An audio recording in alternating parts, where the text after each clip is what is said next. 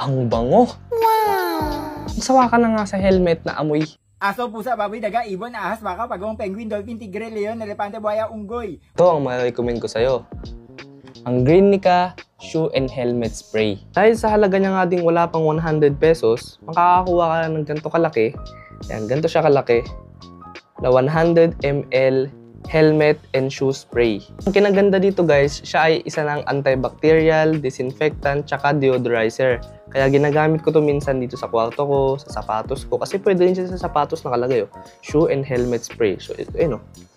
Shoe and helmet spray. So, ibig sabihin, pwede nga talaga siya sa sapatos. Tapos, minsan ginagamit ko din sa kwarto ko kasi nga, sobrang bango niya talaga, guys.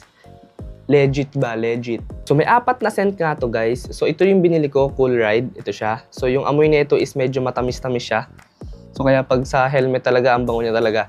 So, andito, guys, sa baba yung 4 na scent niya na kayo na lang mamimili para kayo din masusunod kung anong amoy ng helmet yung gusto nyong maging. So, kung gusto nyo din maging mabango, may bago yung mga helmet ninyo.